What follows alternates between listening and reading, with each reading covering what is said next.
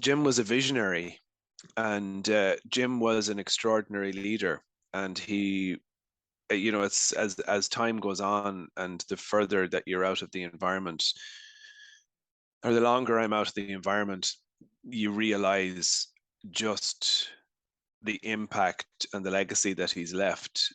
And the reason why he was so successful was because he was so clear on the the values that he wanted to establish, what team first meant, what it meant to get complete buy-in and have trust within the group of all of the processes that were being implemented.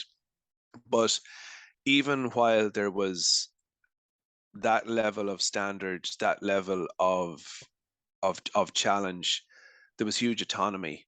And you were once you knew, or he knew, that you were meeting the standards of the group, you were given free rein to shape the program as you felt would best meet the needs of the players and the group.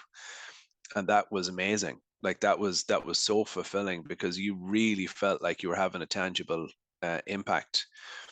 But the other thing was that Jim always asked really good questions, and he always supported my messages.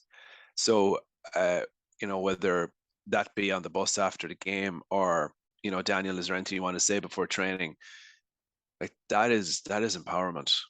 That is sending such a strong message to the group that he believed in my message.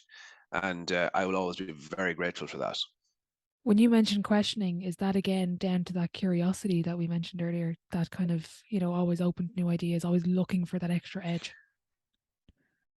Like nobody I could explain, he believed in that constant drive, that there was always something that would help to keep the group ahead of the competition. But I even mean, he would challenge me around, like, let's say, for example,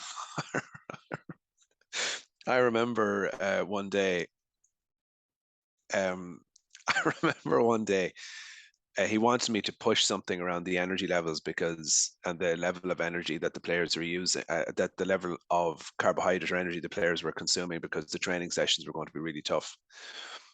And I talked about the amount of specific carbohydrate that was required.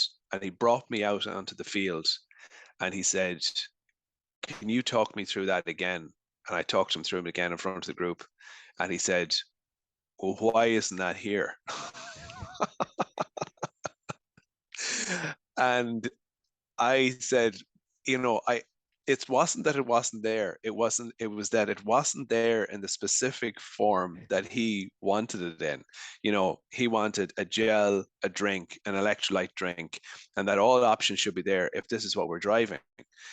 And, you know, whether I was right or wrong, or that wasn't the point. It was that he was making it really clear, if you saying this is important, well then this should be here in these forms for these players to consume it. And like, it just constantly kept you on your toes.